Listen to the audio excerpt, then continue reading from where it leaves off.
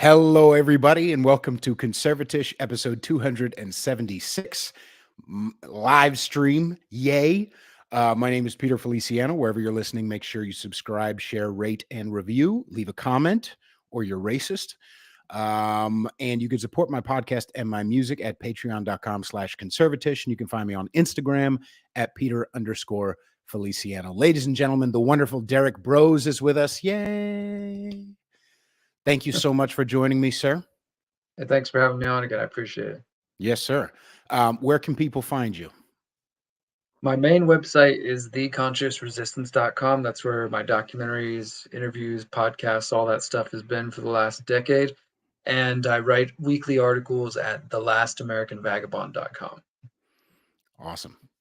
Yeah, and also you're a part of the Greater Reset. Yep, that. You can, if you just search my name, you'll find me on social media, wherever you're at. Yes, sir. Okay, so first things first, not only are you obviously an agorist, which I definitely want to talk to you about, and an activist and all this stuff, but you're specifically a very prolific journalist. And one of the things that you've been working on recently that I'm very interested in is the lawsuit against the EPA based in San Francisco, mostly around fluoride in the water. And apparently this thing has been going on since the very beginning of the pandemic, but has been delayed for 4 years, which is insane. So I'd love to hear about kind of when you first heard about it and what your impressions were. Sure, absolutely. So I've been covering the fluoride lawsuit, the fluoride trial, since I want to say 2019. It started in 2016 first as a petition. It was a petition by the Fluoride Action Network, Food and Water Watch, Moms Against Fluoridation, and a few individual mothers. And they filed this petition with the EPA under what's called TSCA, the Toxic Substance Control Act. And this was a law that was passed some years ago that allows U.S. citizens to petition the EPA if they believe a specific compound or chemical is toxic in some form or another. And so this is what the Fluoride Action Network and their crew did. They filed a petition. They presented data, which has been building up for years now, showing that fluoride is linked to neurotoxic developmental issues, to lowering of IQ and things like that. And the EPA denied the petition, and this resulted in a lawsuit. After that, the Fluoride Action Network and their team sued the EPA, saying that the EPA had wrongly dismissed their petition, and it had sort of kind of languished in court for a few years. But eventually, by summer 2020, as you mentioned, it did make its way to a federal court with federal judge Edward Chin over in San Francisco. And so that was COVID, everything was locked down. So the first phase of the trial was all through Zoom, and I was reporting on it then, doing some live tweeting and writing some articles and such.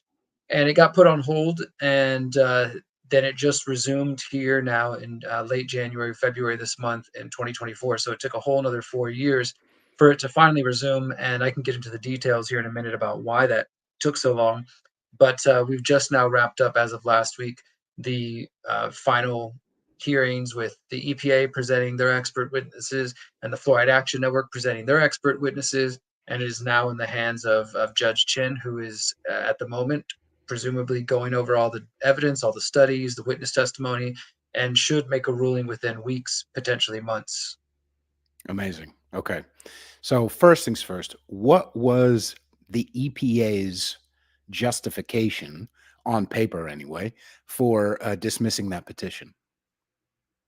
So the EPA has argued in this case, and not only with the denial of the petition, but throughout the whole proceedings, that the data is not strong enough to conclude that fluoride is harmful at the levels that are currently recommended by the CDC, the FDA, and others. So for those who are in the United States, fluoride water fluoridation levels are recommended at 0.7 milligrams per liter in the United States. And the World Health Organization says 1.5 milligrams per liter, and there's some communities that are above that, some that are below that.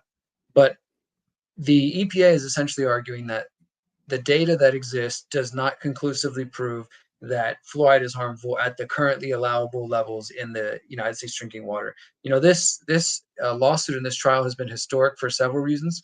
For first, it's the first time in history, in the U.S. history, that a citizen petition under TSCA has actually made it to a federal court. So that makes it unique on its own, but it's also the first time in a federal court that scientific data has been presented showing the harms of water fluoridation in a federal court on the record. And then thirdly, it is kind of unusual to be in a position where a judge, the legal system, the courts are being asked to rule on science. I don't think most scientists expect or want the legal system to be second guessing their work.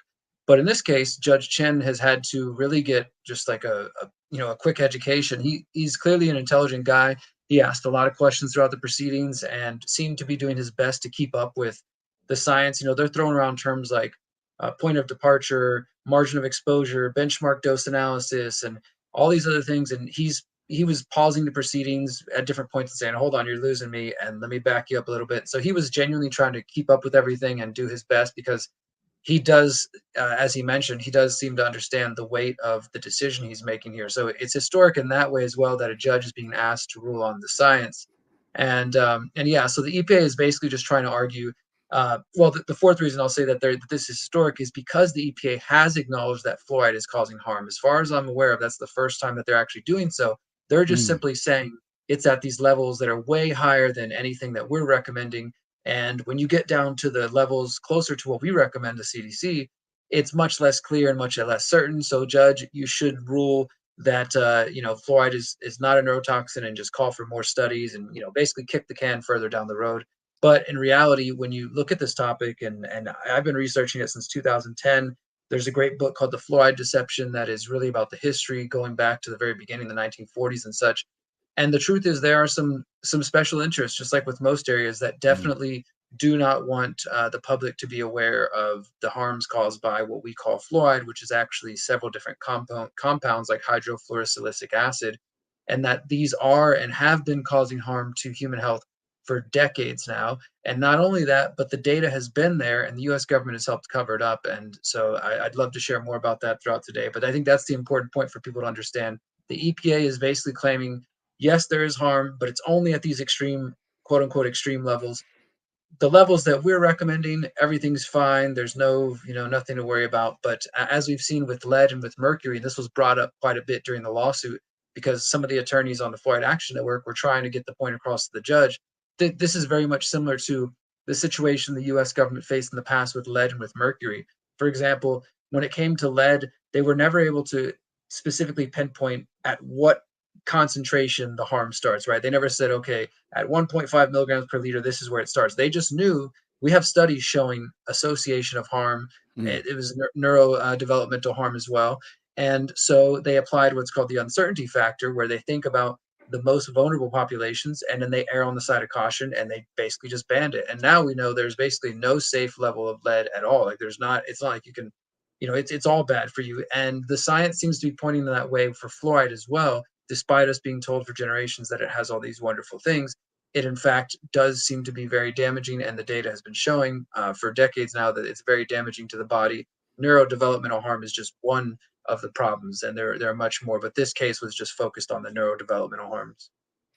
Do you think, okay, I also, in my very, very limited research, but I also have found that apparently in 2015 is when I think the CDC or the feds essentially dropped the recommendation to zero point 0.7. Before then, it was 1.3 parts per million, right? Yeah, so it's been going down, like it's been trending down, and I believe this is because they are aware that there's data showing at those higher levels that there is harm, and so they were trying to get ahead of the curve. And there's been a growing fluoride, sometimes called the fluoride free movement, all around the world. It's not just the United States, Hmm. but even going back to the very beginning of water fluoridation, which was in the 1940s in the Midwest, when and again, read the book The Fluoride Deception, look up journalist Christopher Bryson. There's some interviews you can find about him for people who want to go deeper. He really dives into the history of this, and it really started with these aluminum phosphate mining companies, specifically the one he talks about, Alcoa, who are companies that are mining. As part of their mining process, fluoride is being released into the environment. And prior to water fluoridation, they were having to figure out ways to dispose of this waste. Now what they do is they get to charge a city like Houston $1 million a year to dump it in the water. I mean, so it's kind of crazy.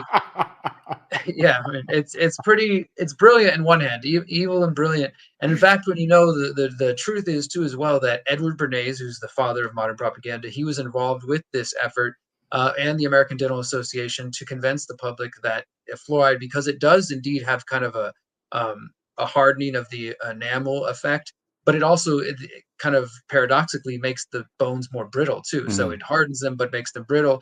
And so they really quickly came together with some studies that they used to convince the public, and not really well done studies as well, um, convincing the public that it's going to reduce cavities, it's going to help poor people in the countryside who can't take care of their own teeth. And now you go to the CDC's website, and they say that water fluoridation, along with vaccines, is one of the top 10 public health achievements of the 20th century. So it is now kind of in that place, that golden cow that you can't question.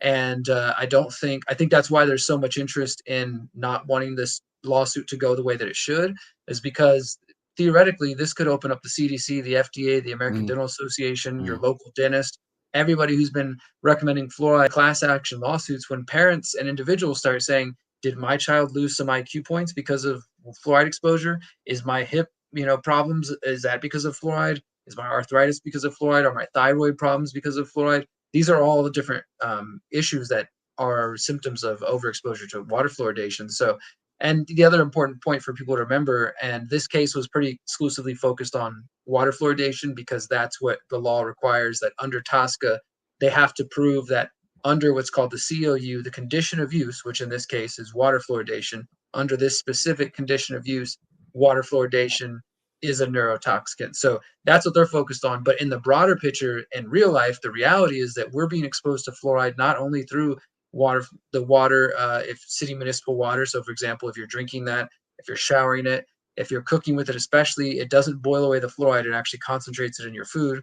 If you're eating a lot of Yeah. processed food, yeah, you're not helping yourself by boiling it if you're cooking with fluoridated water. Ugh. If you're eating processed foods, anytime you buy, like, say, canned goods that have some water in there, unless it specifically says filtered or reverse osmosis, more than likely that's fluoridated water.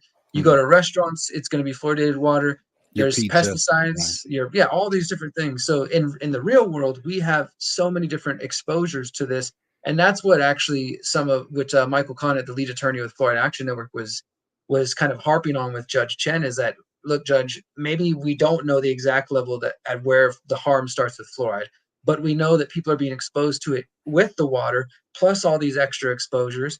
And again, with that uncertainty factor, considering the most vulnerable populations, like they brought up many times, people who have kidney issues. And if you have kidney issues, you're typically drinking extra water. So if you're drinking fluoridated water, you're going to be getting that extra fluoride. But also your kidney might have difficulty filtering out and excreting toxins too. So you have to consider these most vulnerable populations.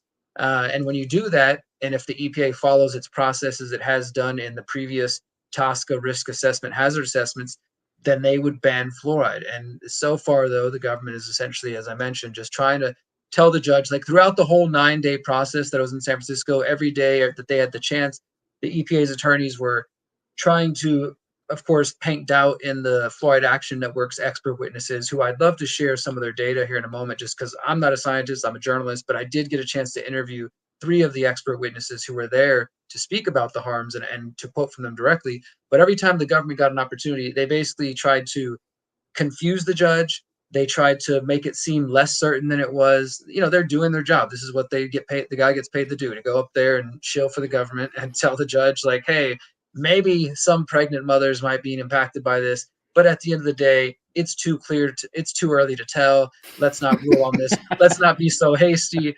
That's pretty much Right. what they're trying to do. Right. So, so this is I love conversations like this because this is like the first episode. Conservatish listeners are like, I haven't heard Pete say this. Nothing. It's so long. So, but I love this. A couple things that came to mind. There's a lot, but a couple things that came to mind. Just again, 5,000 foot view. I heard, from a little bit, I've heard that the EPA actually got a couple of their rent-an expert, apparently, just from someone else's opinion, got a couple of the experts, the rent-a-lab coats, that they actually fought against with the tobacco industry. That a couple of these guys who were the showing up, rent a lab coat for the tobacco industry that the EPA went against. Now the EPA grabbed them to say, oh, it's too much doubt, or who knows, man. Now, a couple of things, just specifically about this. Is this judge legally, technically, not allowed to look at the other potential harms? Like, is he specifically only supposed to look at the neurotoxicity? Yeah, that's what it's supposed to focus on. In fact, as part of just the way Tosca works and the arrangement of this lawsuit, it kind of worked both ways, where the government wasn't allowed to bring up any alleged benefits of water fluoridation, and the Fluoride Action Network wasn't allowed to bring up, like, for example, the pineal gland, or the fluoride affects so many different things in the body, the bones, etc. The only other sort of mentions that have been brought up, like, for example, there was a discussion about hypothyroidism, but that Mm, was specifically because the thyroid is related to mental health as well. And there was mention of the bones and how fluoride stores in the bones, but that was really just to discuss and share with the judge how, when pregnant mothers are being exposed and they're drinking fluoridated water, and then the baby starts forming its skeletal structure, well, it's going to pull calcium out of the mom's bones, but instead it's pulling fluoride right out of the mom into its own early bone structure. So there was discussion sort of tangentially to some of the other effects, but no, it was pretty limited on just because, and this is because of the way they filed their petition. Had they filed the petition and said fluoride is, damaging to the kidney, well, then they would be tasked with having to prove that, right? But since their original petition was specifically about fluoride's neurotoxic effects, that is what they have to prove now in court. mm. Okay, because there's a couple like big ticket questions I want to save possibly for the end. Just as you know, yeah. So let's get into a little bit of the data. So let's start with how fluoride initially became put into the water supply. Sure. So I was kind of alluding to some of this earlier in terms of Edward Bernays and Alcoa and the aluminum industry, but a little bit more specifically, there's two specific areas we need to look into. One would be the involvement of the American Dental Association, and this is what I was touching on earlier, that they, working with Edward Bernays, essentially developed a propaganda campaign to convince the public that fluoride was good for the teeth, and that this is going to help poor people in in country areas, and those who weren't in the cities and couldn't afford dental care. So you have that sort of element going on, but also, and this has been more new research to me that I've just been digging in since the lawsuit, that the fluoride industry and the history of fluoride research actually does have a connection to the nuclear program in the United States and to the Manhattan Project, which many people know is the big secretive project to develop the nuclear bomb, of course.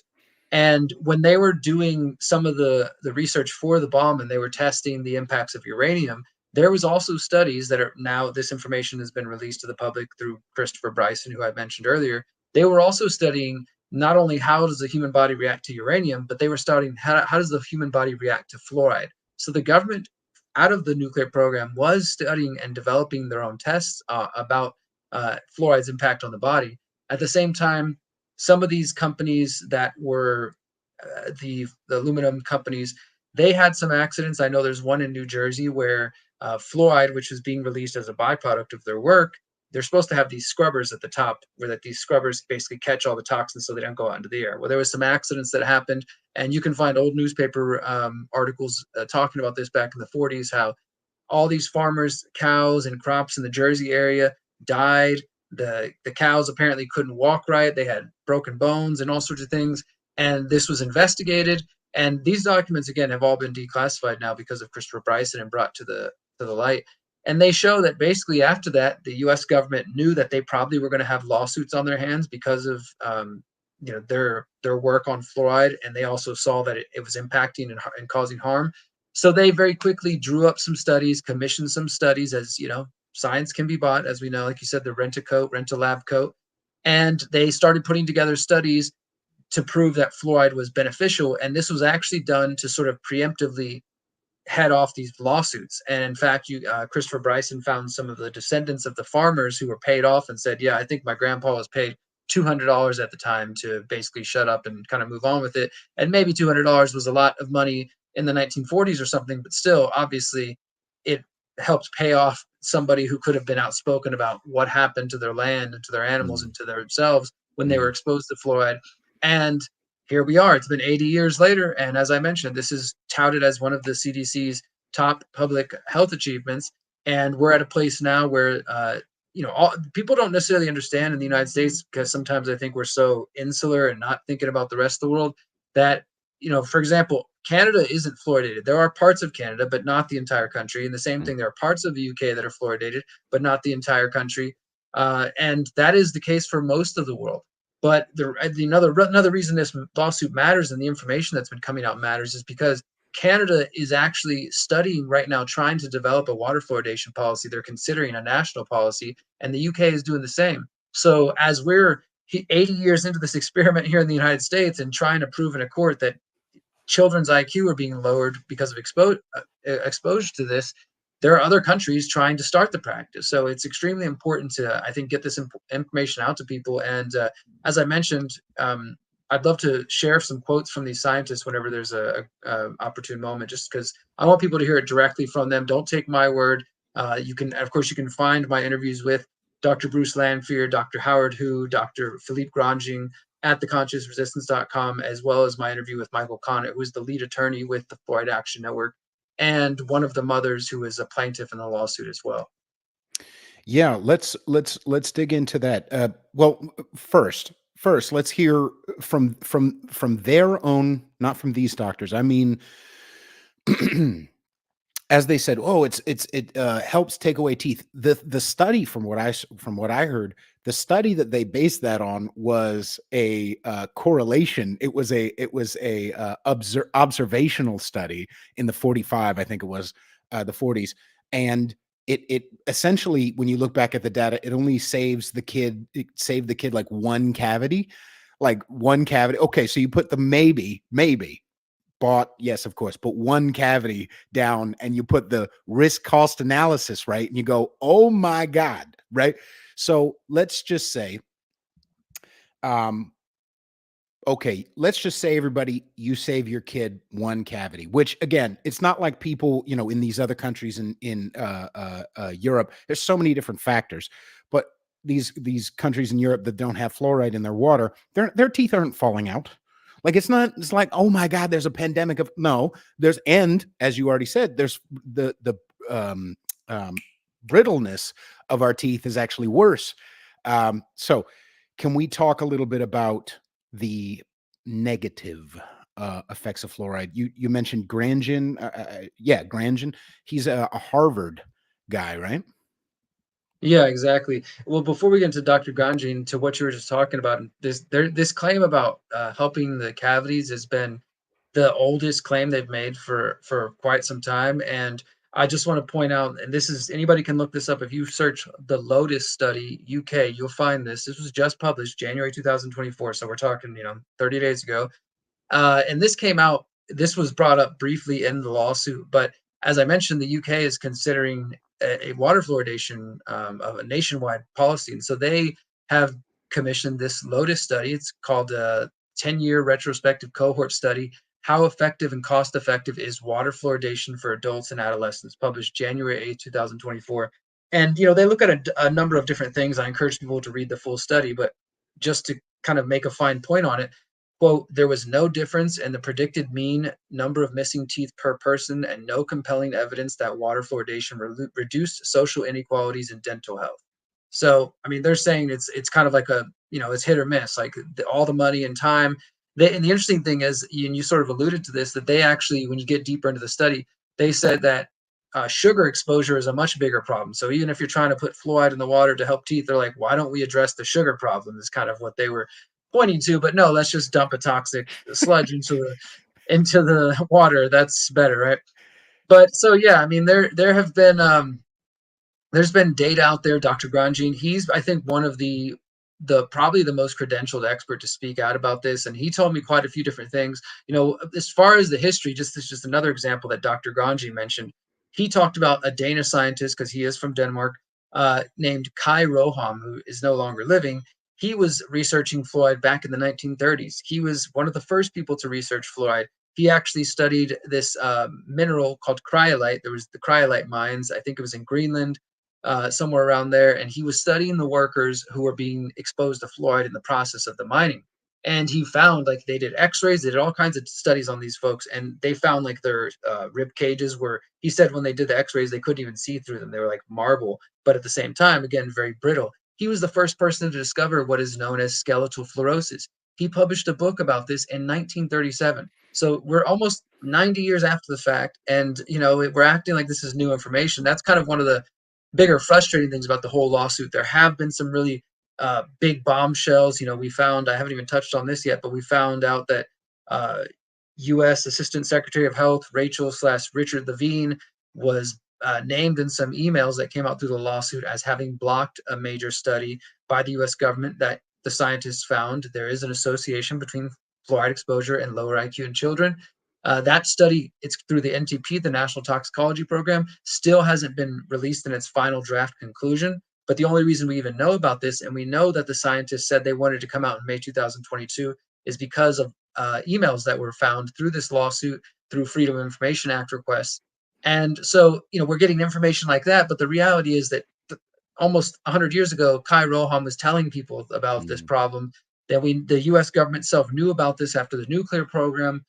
There was EPA whistleblowers. Look up the name Dr. William Marcus. He actually made mainstream news back then when he was trying to speak out about this. You have the 2006 National Research Council report when they first were saying, "Hey, we think there's something going on with fluoride and IQ." Here we are, 18 years after the fact. So this information has frustratingly been out there. It just hasn't been told by the public. And even as we're in a federal courtroom, talking to a federal judge, speaking to credentialed expert scientists, factcheck.org releases a fact check about it just last week, claiming that, there's nothing to see here. There's nothing going on. And there's been no mainstream coverage of this at all, which I think is of course, by design. Yeah. So, yeah, I mean, they would still rather this topic be left to the kind of, oh, that's just a conspiracy theory, for anybody who's seen Dr. Strangelove, references to that because of just old programming. The point is that they would rather people think that and not be aware that there's a federal court where over the last 2 weeks, the judge just heard expert testimony where, for example, Dr. Howard Hood told me, quote, "I would say that in my view, the evidence is quite persuasive that there is a negative impact of fluoride exposure on the neurodevelopment of children, particularly the research that's been coming out in prenatal exposure." You're not going to hear about that on the New York Times. You're not going to hear about that on Washington Post. But this is what these scientists came and testified in court. This is what they told me. And as I said earlier, now it's in the judge's hands. But yeah, I'd love to get more into some of what Dr. Garanjin told me and what Dr. Bruce Lanphier told me. Yeah, let's do that. Let's jump in. Okay, cool, perfect. So I mentioned Dr. Howard Hu. I'll give you guys a little bit more background on him, just so you know. And that's Dr. Howard Hu, H.U. He was the principal investigator in this Mexico study, what's called the Element Study, which was a massive look at pregnant mothers and their children, following them over years at a time. And that research was actually funded by the EPA and the National Institutes of Health. So this is an expert witness who's worked with the government. He's speaking out about fluoride, and he testified with the Fluoride Action Network about what he was seeing. And as I mentioned earlier, there was discussion about the bones and the mother's bones and how she passes calcium and or fluoride onto the baby as the baby's developing. So they had several different graphs and different data points showing that as a mother progresses through her pregnancy, like by the time she gets to the third trimester, she is consuming way more fluoride than the average person. Not only because as a woman progresses in pregnancy, she's going to be drinking more liquids and more fluids, but it's just that's one of the byproducts, but also just all the different exposures we talked about as well. And thus, that is getting passed into the baby through the blood-brain barrier, through the placenta. And as I alluded to earlier with the bones, the baby's supposed to be pulling calcium and all of the minerals and things it needs from the mom's bones, but fluoride stores in your bones. So if your mom is consuming all this stuff, it's going to be storing in her body. It's not you drink one glass of fluoride and you're poisoned or you're dumb or anything like that. It's a cumulative effect. It builds up in your body over time, and this is where it starts to have these really detrimental effects. And so they're studying the mom while pregnant. They're studying the baby after pregnancy, and they're clearly seeing this association with interference with neurodevelopment, cognitive function, sometimes called executive function, in children. And so Dr. Howard, who was just discussing that, again, he was saying the calcium is being displaced by the fluoride because fluoride is such a strong molecule. It does displace things. It also displaces the iodine in your thyroid as well. And there's already people, other researchers who've been saying for years, we have an iodine crisis in the United States that is affecting us in a lot of different ways. Well, fluoride could be one of the many reasons for this because it will displace your iodine in your thyroid. It's literally an attack on the body. Dr. Bruce Lanphier, I spoke with him. He was another expert witness. He's a pediatric epidemiologist who specializes in environmental exposures. And it's his work. Now, this is one of the other things I think makes this interesting. His work on lead toxicity was actually used by the EPA itself to develop their standards on lead. So the Fluoride Action Network is bringing the receipts from people the government hired themselves. It's like, here's your own expert, let's and we're let's going to use. just let's just pause that, everybody. If you're listening right now, and my fans, they're all in. But let me just again clarify. This is not, Fluoride Action Network is, whatever. But it's too easy for us to knee jerk. Well, not us, but other people knee jerk. Oh, conspiracy theories. Oh, this is not information that they got from MAGA dot j6.gov or whatever. This is dependable research from people who, again, I'm just pointing that out. This is not some crazies. Anyway, all right, continue. No, I appreciate that. It's important for people to know because people can be dismissive. I sat in the courtroom for 9 days for 42 hours, live tweeting and talking to these folks to prove that it was real and to interview them because I know you're not hearing about it from elsewhere. So, yeah, so Dr. Bruce Lanphier, he worked for the government, helped them develop their standards on lead, uh, has some experience as a toxicology expert, and he was speaking about the thyroid that I mentioned earlier. And this is what I wanted to share about him.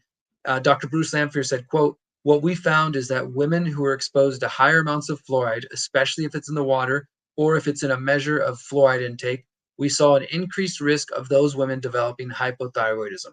And he said, um, women, basically, if you're in communities with fluoridation or not, it seemed to predict why some of them, overall, he said, about 65% increase in hypothyroidism. And he said, quote, "This raises some really important questions about a serious problem." So to kind of give a more background on that, fluoride, actually, you can look this up. This is mainstream fact. Fluoride was actually given in pill form back in the day to depress the thyroid. So if you had hyperthyroidism, an overactive thyroid, they gave you fluoride to depress it. So it's been a known depressant of thyroid activity for decades now. So you're putting it in the water, and of course, it's going to impact people's thyroid ability. So now we have hypothyroidism where they're not as active as they should be. And again, that can lead to mental health issues and all kinds. It can start messing up all kinds of things in the body. So Dr. Bruce Lanphier, he's pointing at that. Dr. Philippe Grandjean, he was the third expert witness I got to speak to. He's a Danish scientist working in environmental medicine, head of the Environmental Medicine Research Unit at the University of Southern Denmark, adjunct professor of environmental health at Harvard. And his work on mercury similarly has been used by the government to help them develop their standards for mercury's toxicity. And he told me all about chirohom, as I mentioned earlier, like the research going back to the 30s, talking about skeletal fluorosis. And I asked him very specifically about this, the mother, the pregnant skeleton issue, and he told me, quote, "The problem is that our skeleton is continuously broken down and rebuilt, and during the breakdown of tissue that happens all the time, every day, fluoride is released into the body, maybe fluoride that was consumed years ago." And so I thought that was really interesting. It's just, so that's the thing, it's not just like you get it and then it's gone out of your body. Your body doesn't know what to do with it. It just stores in you. And then over time, as he's talking about, as your bones are growing and changing and breaking down, more fluoride is being released into your system and causing all kinds of havoc. For Yeah, quick clarification, I heard that part of the reason that happens is because your body sees it like calcium. Like it's the similar. Obviously, it's not. Well, yeah, it's not a naturally occurring in our bodies. It's not a vitamin. It's not a mineral. Or I mean, it's, you know what I'm saying. And it because of its certain makeup, it sees that and it sees calcium. It goes, well, I got this, harder stuff. Yeah, I'll hang on to this, and so it lets go of the calcium. Is that correct? That's true that fluoride displaces the calcium in the bones. Yeah, exactly. So Okay. it acts very similar. And so, we're talking about it displaces the iodine, it's interfering with calcium, getting into the bones. It's really kind of a disaster in that way. Dr. Grandjean, I asked him again about the IQ thing, and he told me, quote, when we merge all the findings, we can see that there is a tendency, the higher the fluoride exposure during fetal life, that is from the mother's exposure, the greater loss in IQ at school age. And Dr. Grandjean actually, he came up with what he believes is an accurate formula about um, lowering IQ. And he says it only really takes a couple liters of drinking fluoridated water to start to see the impacts throughout life. And the last thing I want to mention, just as far as quoting from the scientist, so people who maybe have a hard time accepting some of this, or you're like, yeah, right, yeah, the CDC is telling me this is good, American Dental Association, all these other credible organizations. I want people to understand that just like with other issues that maybe you've come to question over the past few years, there is a lobby or a special interest behind, and maybe even multiple, I would say the dental, the aluminum kind of interests, as well as just the government who might fear being sued because of recommending fluoride. There are definitely special interests here. And Dr. Grandjean, when he testified during the 2020 part of the trial, he said, just sort of offhand, he said, somebody at Harvard threatened me because of my research on fluoride, and he didn't elaborate, and that kind of stuck in my mind. And then he also said that at one point he got invited to work at the World Health Organization to help them develop their data on fluoride, and that the quote fluoride lobby had pushed him out. And so he didn't elaborate on either of those. So when I finally met him and I got a chance to ask him about it, I asked him specifically if he could tell me what happened. And this is what he told me about Harvard. He said, quote, a professor from, so this is after he starts doing some research on water fluoridation and IQ and trying to see, like, is there something here? And he said, quote, a professor from Harvard came to my office and asked me to sign a statement that my work on fluoride had nothing to do with water fluoridation. He actually wrote this draft, and since I didn't sign it immediately, he went to my dean and had the dean sign a statement that he supported water fluoridation in accordance with the policy of the CDC. He said that he was told by the leadership at Harvard that his research was unwanted and had never been approved by Harvard. And then he said, quote, because we couldn't agree on what I consider my academic freedom, I left Harvard. And then discussing the World Health Organization, he said that they reached out to him for him to develop a environmental health criteria document. He said he started gathering data, animal data, epidemiological studies, and putting together a draft. And then he noticed that there were changes being made to his draft report.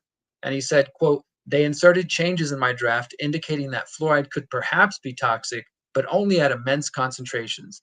I protested and said that in accordance with the scientific documentation, it would be wrong to insert the word immense. And so the WHO published a document without my name because I'd asked to have my name stricken. And then they inserted some other colleague's name as the author of the draft, which is, of course, erroneous. But that was what the WHO felt was necessary in order to protect the interests of water fluoridation. Hmm. What a surprise. Um, okay, now before we continue, do you have just a giant, like, I imagine, where like behind where the camera is right now, you've got like 14 screens up with like every piece of information you've ever learned. Like, how do you do that? God bless your heart, man. I appreciate it. No, I am looking at, I have one folder titled research. And as I scroll down that, I see things like transgender, 5G, Columbine, fluoride, January 6th. Isn't this a great life? God, this is a great life, man. I mean, until I wrote an article. It's coming out soon about, it's my first article ever about kind of a message to anti-authoritarian meme makers, just saying that same thing. Like, yeah, it's hard. Yeah, the lizards suck. Yeah, the NPCs. Yeah, I get it.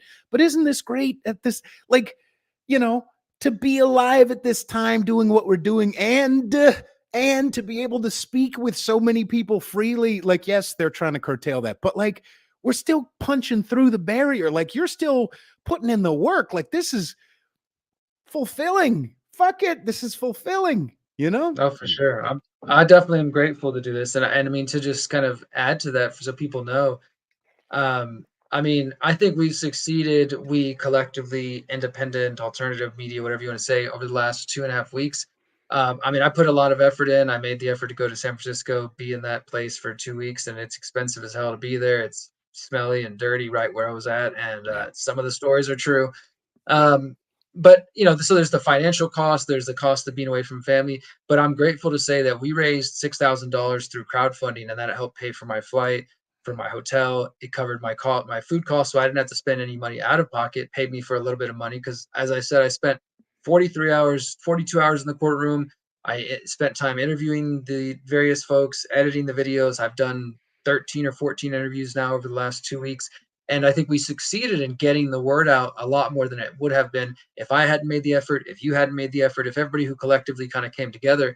Otherwise, this lawsuit gets no coverage because I have been disappointed over the last few years to see. I'm like, wow, this is a pretty big thing, at least in my mind. This could, even if it doesn't go the way we think it should, the fact that it's got this far, I believe, gives people who are concerned about this issue a little bit more ammo to take to your local city council, town council to say, hey, why are we dumping this garbage in the water? Let's get rid of it. Because that is the other beautiful thing, is that just in the last 2 weeks that the trial's been going on, a county in Florida banned water fluoridation.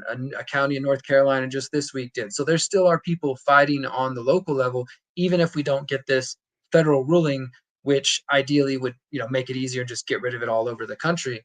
So I think there is some kind of silver lining to take here. For one, that people come together and that we're getting the word out. I've been able to be on some big and small podcasts this last week, and it's been great to just get the word out to more people and to see that people are actually taking the information. And that's why, like, I stopped to read those quotes, because I know it's one thing to hear it from me. Maybe you look at me and you make whatever judgments you like. There's no way this guy could know more about me than the science.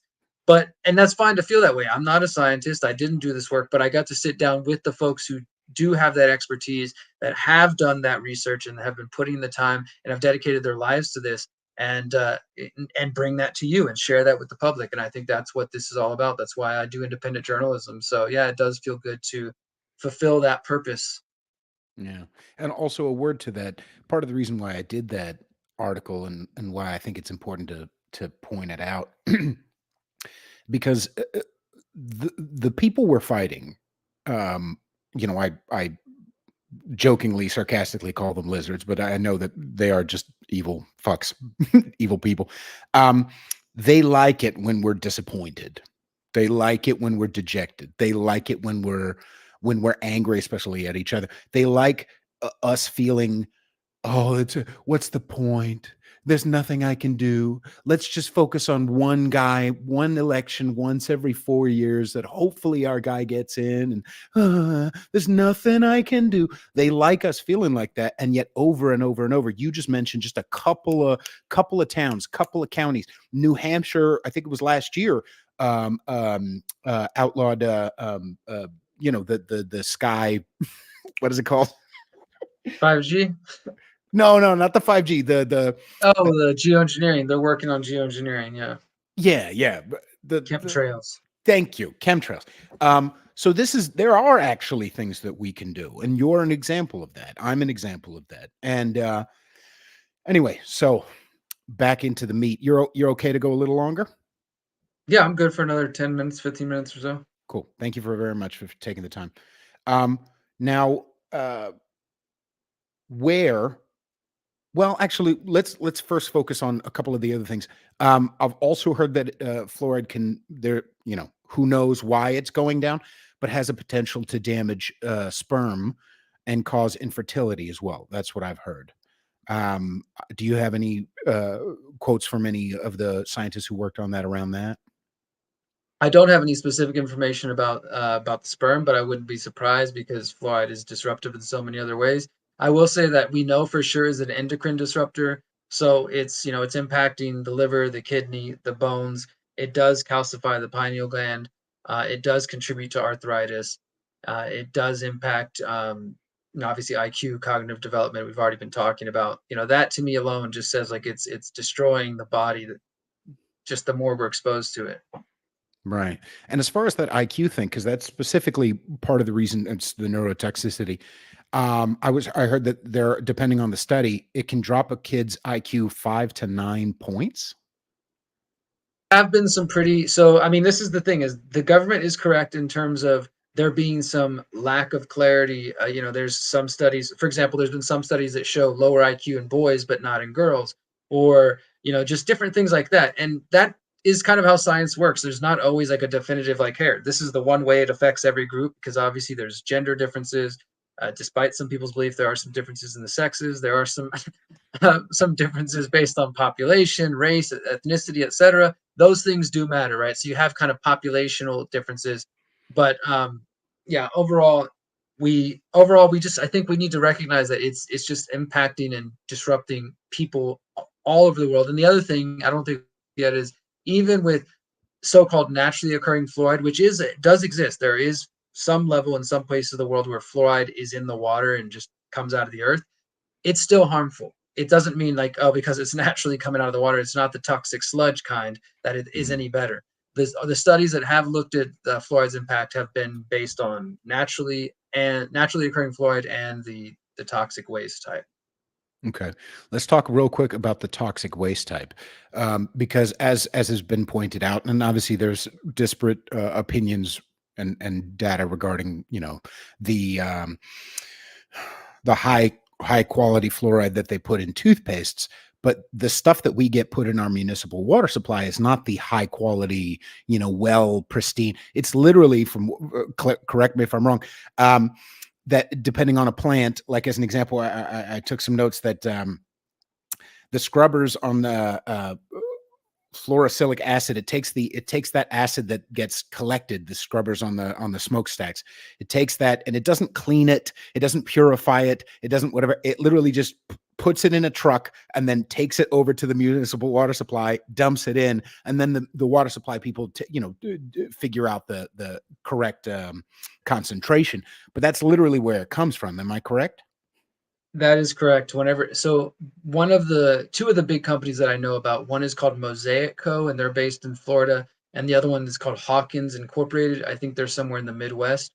They might also be in Florida. I can't recall off the top of my head, but those two companies alone are responsible for supplying most of the United States' municipal water supply. So, for example, I know years ago the city of Houston had a contract with Mosaic that was for $1 million a year for 5 years, and yeah, they collect this fluoride waste byproduct from their other activities, and then they sell it off to government. So that's kind of what I was saying earlier with, think about, if it's $5 million in Houston, I mean, how many other millions of the dollars are they making? Hundreds of millions of dollars are they making around the country? That's a lot of money that they probably don't want to lose. Not only that, you can imagine the cost to actually dispose of this waste would probably surpass any profit they're making right now.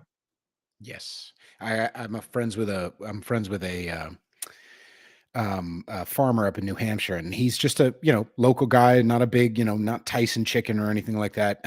But he has a deal with a local grocer to go and pick up huge bins of leftover food that they'll just throw out. And he says that he uses it to go feed his pigs, right? Because pigs eat anything and it's beneficial, but it's also beneficial for the grocer because it saves them, I think it's $15,000 a year that they don't have to pay just to get rid of a couple of cans a week of food, right? Wow. Imagine how much that place would have to pay to get rid of all that dross, that leftover waste sludge. Okay, so this is let's get into it just a teensy bit because I know you're woo woo like me. But let's get. I'm sure the website didn't or the lawsuit didn't talk about it. Can we also talk a little bit about calcification of the pineal gland and what you feel like is important around that topic? So, I mean, this is definitely, I think, one of the more esoteric sides of fluoride, the topic, but I think it's important. Like, I would say, outside of the legal discussion, I think this is an important aspect of it. I don't think it's a coincidence that it has this effect, or this side effect, you could say. There's been that conspiracy theory on the internet forever, and actually going back to fluoride's early days, people have been saying they're trying to dumb us down. This is some, and this is even before we had the data to prove it, right? And then Mm, coincidentally, here we are now, and yeah, studies are showing this stuff lowers IQ, lowers cognitive development, slows executive function, has all these really dangerous impacts. So on top of that, the pineal gland is associated with dreaming.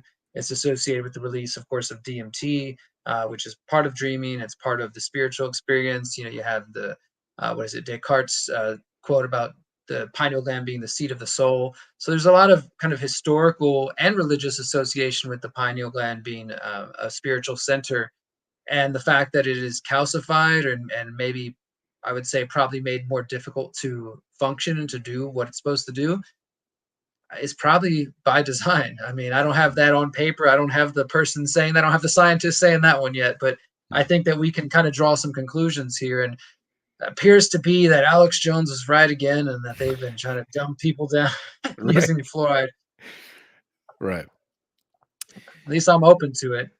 Right. No, I mean, if you haven't been, at least if you're listening and you haven't been opened up at least a little bit the last few years, what are you doing? I see some cats online who are like just waking up. And listen, I get all of the criticism against Trump as an example. Sometimes I'll just throw out pro-Trump stuff though, because I feel like he's a gateway drug as an example.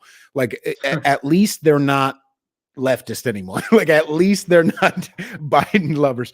But there's a lot of people who are just apolitical these days, and like they'll get only as intellectually spiritually far as, hey, those woke guys are pretty crazy, huh? Anyway, and then they'll just bebop about their life, and I'm out here like, I'm out here getting shadow banned, getting my shit. I had a 5-year-old post removed on Oh January my 2nd. gosh. 5 years old. They removed They it. went back. Oh my God. So yeah. Anyway, back to the, as far as the pineal gland or pineal, whatever you called it. Um, let's start wrapping up, but I wanna specifically to open us up a little bit, because this has been, a very important conversation, very interesting topics, very, dense. And what would be, not, we understand the importance of our spirits, we understand the importance of what we're fighting for against the lizards. Um, how might one decalcify?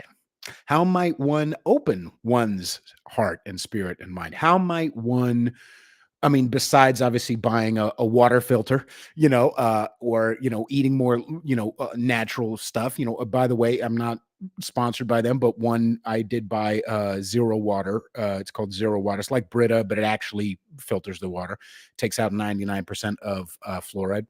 Um, so there are little steps, but what are some little steps or big steps that that you're passionate about that can help people open that, decalcify, whatever you want to call it?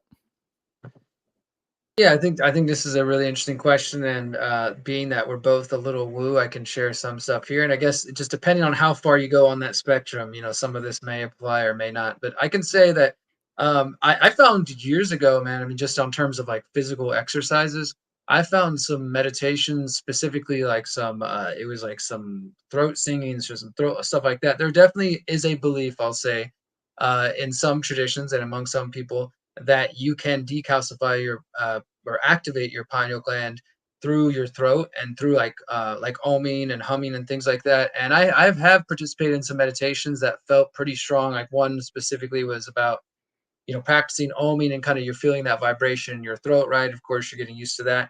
And then sort of over time trying to move up that vibration or send it up, if you will, up into, the middle of your head and kind of feeling that and sort of almost in a way to kind of like, yeah, shake off that Mm, calcification of the pineal gland, kind of ring that bell, if you will, and get it active again. I mean, also, I mean, some of the things that activate the pineal gland or are the production of DMT. So, I mean, I wonder like if the pineal gland is calcified, and we know that it has to do with it's released during dreams. It's released when you're born, when you die. Obviously, if you take the drug DMT, it activates the pineal gland as well. But I wonder if that's having an impact on people's dreams overall. And dreams regulate our waking state as much as our subconscious state, so that could be impacting people negatively. So I do think there's a serious discussion to be had about how the spiritual implications of having a pineal gland that has been calcified. So looking to different types of meditations that can physically kind of open it, activate it. If you are into things like DMT, I mean, that might be one other route to explore that could open you up in a new way. But overall, like you were saying, kind of the preventative measures is basically where we're at now. Like, reduce your intake of fluoride as soon as you can. I mean, stop drinking the tap water if you're still drinking it for whatever reason. Stop drinking that.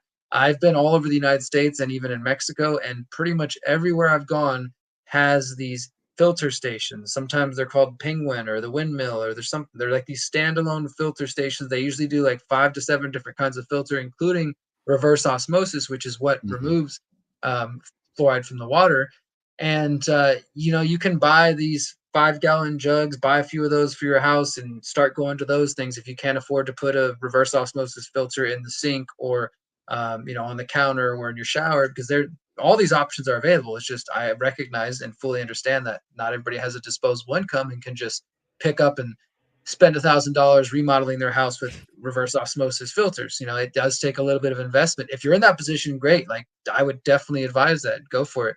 If you're not, then you need to start thinking about the fact that when you go out to eat, like for example, before this interview, me and my girl went out to eat. We didn't drink anything because I'm sitting there, like, I'm getting ready to go do an interview about fluoride. I'm definitely not drinking the water they're going to serve me at this restaurant, which I Right. know is more than likely coming out of the tap, and they threw Right. some fluoridated ice cubes in to top it off.